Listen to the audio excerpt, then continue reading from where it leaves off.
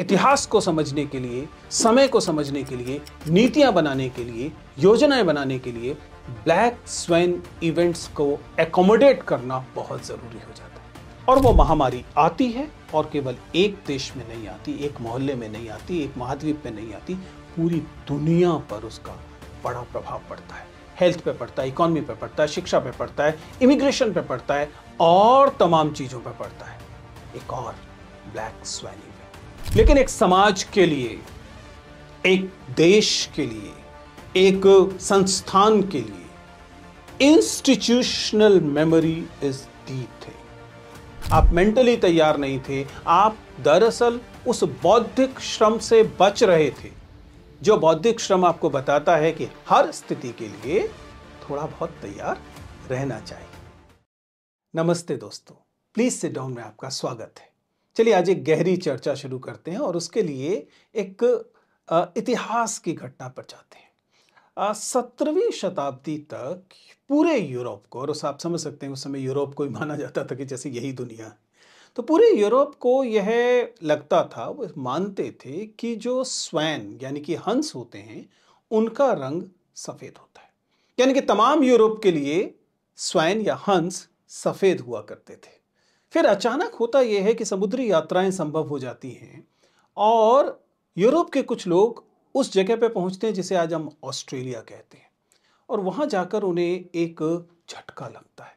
उनकी समझ एकदम उलट पुलट हो जाती है, क्योंकि वहां उन्हें काले रंग के हंस, ब्लैक स्वैन दिखाई देते हैं।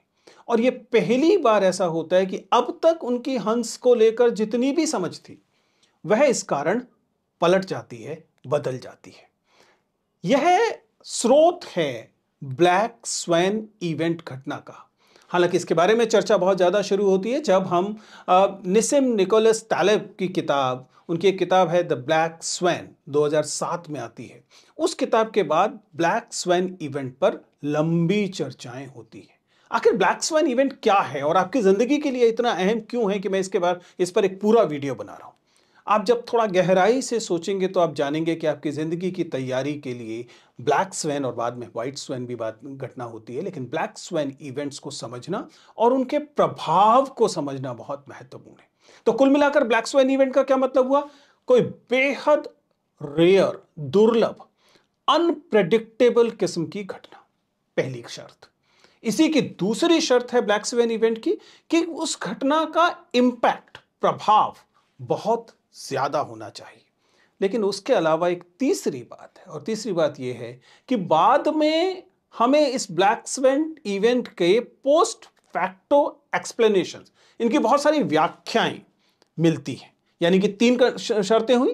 पहली, कोई बहुत दुर्लभ घटना का होना, दूसरी, उसका बहुत गहरा प्रभाव होना, और तीसरी, बाद में इसका एक पोस्ट फैक्टो एक्सप्लेनेशन होना। अगर आप घटनाओं के हिसाब से देखें, इतिहास के हिसाब से देखें, तो यह बहुत ही इंपॉर्टेंट चीज है।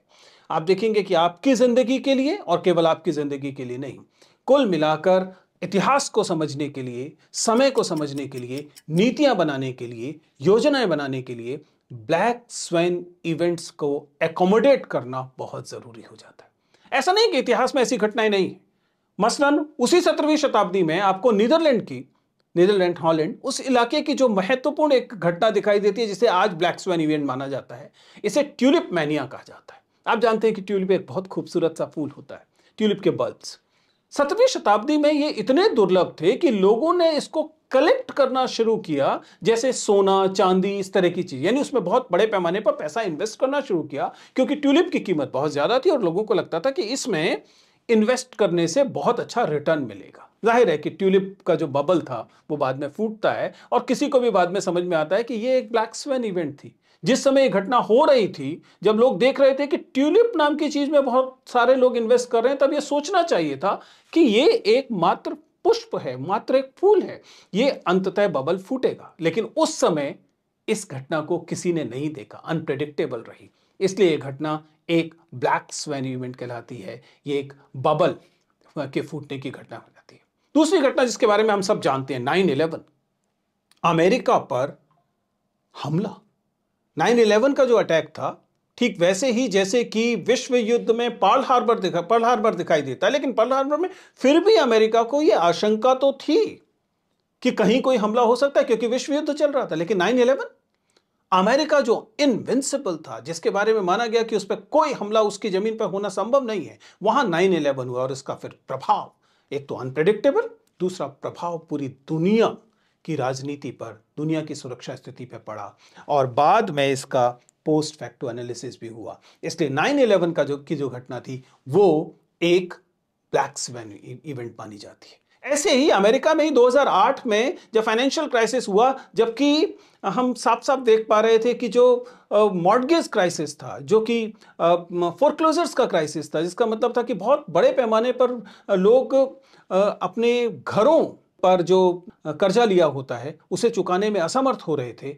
इसने एक पूरे देश के लिए, अमेरिका देश के लिए और लगभग पूरी दुनिया के लिए एक वित्तीय संकट पैदा किया। 2008 के फाइनेंशियल क्राइसिस को भी एक और उदाहरण माना जा सकता है ब्लैक स्वैन इवेंट का। और इसी किस्म में अगर एक और हालिया ताजा चीज को लें, जिसे आपको याद होगा, कोविड-19 पैंडेमिक। कोई नहीं उम्मीद कर रहा है कि एक महामारी आएगी, और वो महामारी आती है, और केवल एक देश में नहीं आती, एक मोहल्ले में नहीं आती, एक महाद्वीप में नहीं आती, पूरी दुनिया पर उसका बड़ा प्रभाव पड़ता है। हेल्थ पे पड़ता है, इकोनॉमी पे पड़ता है, शिक्षा पे पड़ता है, इमिग्रेशन पे पड़ता है, और तमाम चीजों पे पड़ता है। एक और ब्लैक स्वैन इवेंट।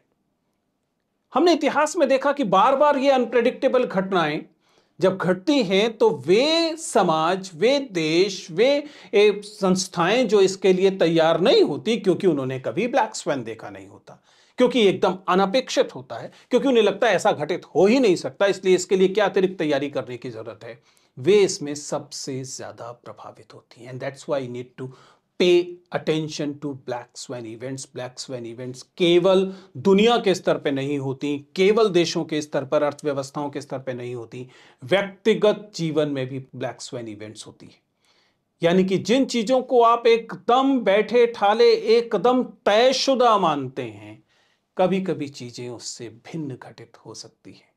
इसीलिए अगर हम व्यापक स्तर पर बात करें तो पॉलिसी फॉर्मुलेशन के स्तर पर, सरकार चलाने के स्तर पर, प्रशासन के स्तर पर, सुरक्षा के स्तर पर हमेशा ब्लैक स्वैन इवेंट के लिए एल्बो रूम रखना होता है, स्पेस रखना होता है, संभावनाएं रखनी होती हैं। आखिर इसी वजह से पूरी की पूरी बीमा इंडस्ट्री चलती है। आप जिंदगी में उन चीजों की अपेक्षाएं नहीं करते, लेकिन आपको पता होता है कि वे चीजें अंततः घटित हो सकती हैं। कोई दुर्घटना हो सकती है, कोई बीमारी आ सकती है, और जरूरी नहीं ब्लैक स्वैन इवेंट हमेशा नकारात्मक होंगी, सकारात्मक भी हो सकती है, लेकिन सामान्यतः ये नकारात्मक होती है। और इसीलिए आप इन अनअपेक्षित चीजों के लिए बीमा जैसी चीज रखते हैं। हालांकि अलग बात है कि जब ये बड़े पैमाने पर होती हैं तो बीमा कंपनियां भी इसे हैंडल नहीं कर पाती। लेकिन इसको व्यक्तिगत जीवन के स्तर पर समझिए, आपकी पर्सनल लाइफ में, क्योंकि ब्लैक स्वैन इवेंट के बारे में महत्वपूर्ण क्या था, जब हम ये मान बैठते हैं कि ये घटना हो ही नहीं सकती, तब भी एक बहुत थोड़ी सी संभावना उस घटना के होने की होती ही है। आपके व्यक्तिगत जीवन में ये कोई दुर्घटना हो सकती है, कभी कोई रोग आ सकता है, कभी नुकसान, अचानक नहीं सोचा था और नुकसान हो सकता है, और बहुत सारी चीजें हो सकती हैं। आखिर किसने सोचा था कि कोविड के दौरान इतने बड़े पैमाने पर लोगों के काम धंधे बंद हो जाएंगे? कोई कल्पना कीजिए कि कोई व्यक्ति एक जो सामान्य जिंदगी जी रहा था, अचानक उसे पता लगता है कल से ये चीज नहीं होगी। या फिर नोटबंदी की चीज अचानक हुई और उसने कितनी सारी चीजों को प्रभावित किया। तो हम इस ब्लैक स्वैन इवेंट से सीख क्या सकते हैं? क्या चीज है ब्लैक स्वैन इवेंट की जो हमारी जिंदगी के लिए कोई लेसन देती है? पहली बात, और ये मैं बार बार कहता रहा, ये ब्लैक स्वैन किसी प्रिय का चला जाना हो सकती है। ये ब्लैक स्वैन इश्क में, प्रेम मोहब्बत में धोखा मिलना हो सकती है। ये ब्लैक स्वैन जिस पर आपने बहुत भरोसा किया, उसे एकदम व्हाइट स्वैन माना, अचानक उसका बदल जाना हो सकती है। बहुत सारी चीजें हो सकती हैं। इसलिए अपनी जिंदगी की योजनाओं में हमेशा डाइवर्सिटी रखिए। There should be a diversification in the system. It is too important. क्योंकि जब आप एक ही सोर्स पर निर्भर रहते हैं, तो उस सोर्स का डिग जाना, उस सोर्स का खत्म हो जाना, उस सोर्स का नुकसान में पहुंच जाना संभव है। इसे एकदम असंभव मानकर मत चलिए। And then similarly you need to have a scenario planning. आप यूपीएससी की तैयारी कर रहे हैं, आप तमाम दूसरी चीजें कर रहे हैं, और परीक्षा वाले दिन ही कुछ घटित नहीं होगा, इसके बारे में आप एकदम आश्वस्त हैं। इस आश्वस्ति का कोई कारण नहीं है। आपकी तैयारी को लेकर यह हो सकता है आपने अब तैयारी के लिए एक योजना बना रखी है और आप एकदम आश्वस्त हैं कि उस योजना के तहत ही आपकी तैयारी होगी। आपने इसमें क्या ब्लैक स्वन इवेंट्स सिनेरियोज के लिए गुंजाइश छोड़ी है? It has to be there and there several other thing. इसके बाद उसी किताब पर जाते हैं, टैलिब की वही किताब द ब्लैक स्वैन, उसमें वो एंटी फ्रेजिलिटी की बात करते हैं। ये सिर्फ रेजिलियंस नहीं है, ये सिर्फ इतना नहीं है कि आपको दूसरी चीजों के लिए तैयार रहना है, इसमें यह भी है कि आपकी तैयारियां गैर भंगुर होनी चाहिए। उनके दरक जाने, उनके टूट जाने की गुंजाइश कुछ और कम होनी चाहिए। लेकिन एक समाज के लिए, एक देश के लिए, एक संस्थान के लिए institutional memory is the thing. इस वीडियो को बनाए जाने का मुख्य उद्देश्य उस इंस्टीट्यूशनल मेमोरी की बात करना है। अक्सर हम सांस्थानिक तौर पर यह मानकर चलते हैं कि घटना घटी और उसे भूल जाया जा सकता है। जो समाज, जो व्यक्ति अपनी स्मृति को लेकर इतना गैर जिम्मेदार होता है कि उसकी कोई संस्थाईकृत स्मृति नहीं होती, उसे बार बार ब्लैक स्वैन की चोट सहनी पड़ती। हमने कोविड का समय देखा और हम मानकर चल रहे हैं कि चलिए कोविड अब बीत गया, लेकिन अगर हमने कोविड से कोई सीख नहीं ली, हमने कोविड के बारे से यह नहीं सीखा कि वास्तव में ऐसी घटनाएं, ऐसे रोग आ सकते हैं, ये रोग हो सकते हैं, ये युद्ध हो सकते हैं, ये कोई आपदा हो सकती है, तो फिर हम हमेशा सिटिंग डक की तरह मिलेंगे।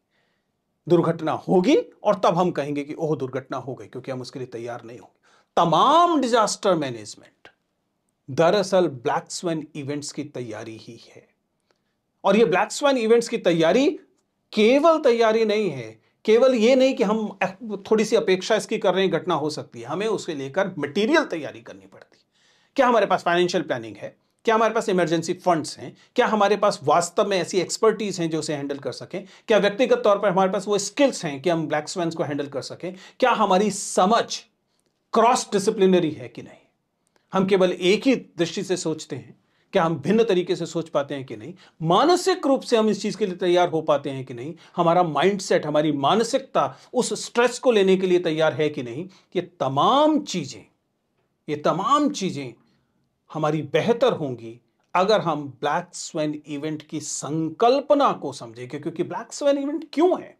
वो इसलिए है कि हम अपनी सोच को बंद करके जो सब सोच रहे हैं उसे स्वीकार करते हैं। चूंकि किसी ने नहीं देखा कि काला हंस होता है, तो वे लोग जिन्होंने सफेद हंस भी नहीं देखा, वो भी ये मानकर चलेंगे कि हंस सफेद होता है। आप इस बात को समझ पा रहे हैं? आपको तमाम लोगों ने बताया कि भाई हंस जो है सफेद होता है, आपने न काला देखा था ना सफेद देखा था, लेकिन इतने सारे लोगों ने बताया तो आपने मान लिया कि हंस सफेद होता होगा। इसलिए जब आपके पास काला हंस, पहला हंस ही आपको काला दिखा, तब भी आप उसको लेकर अविश्वास की स्थिति में रहे। क्यों आया ऐसा? क्योंकि आप मानसिक तौर पर उस डाइवर्सिफिकेशन की गुंजाइश नहीं छोड़ रहे थे, आप मेंटली तैयार नहीं थे, आप दरअसल उस बौद्धिक श्रम से बच रहे थे, जो बौद्धिक श्रम आपको बताता है कि हर स्थिति के लिए थोड़ा बहुत तैयार रहना चाहिए।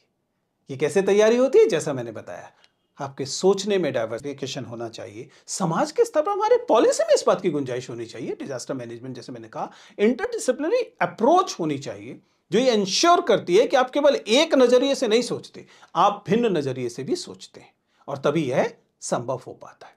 और इसी तरीके से अंतरराष्ट्रीय जगत को भी इन ब्लैक स्वैन इवेंट्स के लिए तैयार रहना चाहिए था, नहीं था। एक समय जब मैं बड़ा हो रहा था, तब दरअसल कोल्ड वॉर, शीत युद्ध चल रहा था, और हम ये मानकर चलते थे कि यह दुनिया समाप्त होगी, और दुनिया समाप्त होगी एक न्यूक्लियर वॉर की वजह से, जिसमें रूस और अमेरिका में से कोई एक शुरू करेगा और दूसरा उसका बदला लेगा, और अंततः पूरी दुनिया को कीमत चुकानी पड़ेगी। लेकिन फिर अचानक एक देश भरभरा कर गिर पड़ता है, सोवियत संघ, और वह अपने आप में एक ब्लैक स्वैन इवेंट थी, यद्यपि उसके कुछ संदेश पहले से मिलने लगे थे। और लोगों ने इस बात की अपेक्षाएं रखनी शुरू कर दी थी। तो कुल मिलाकर ब्लैक स्वैन इवेंट व्यक्तिगत तौर पर, सामाजिक तौर पर, राष्ट्र के स्तर पर हमें ये संकल्पना, ये कॉन्सेप्ट ये बताता है कि हमें अनपेक्षित के लिए, जो एकदम अनपेक्षित है, उसके लिए भी तैयार रहना चाहिए। तो कुल मिलाकर यह आपकी तैयारी पर लागू होता है, यह आपके जीवन पर लागू होता है, यह आपके करियर प्लान्स पे लागू होता है, ये समाज की तैयारी पे लागू होता है, ये दुनिया पे लागू होता है। इसलिए जब कभी आप चीजों के बारे में सोचें तो थोड़ी गुंजाइश ब्लैक स्वैन इवेंट के लिए भी रखिएगा। यह हमारी आज की बातचीत थी। आपको इन विषयों पर गहरी बातचीत कैसी लगती है, अपने कमेंट्स में जरूर बताइएगा। हम कोशिश करेंगे कि ऐसी सामग्री आपके पास लाते रहें।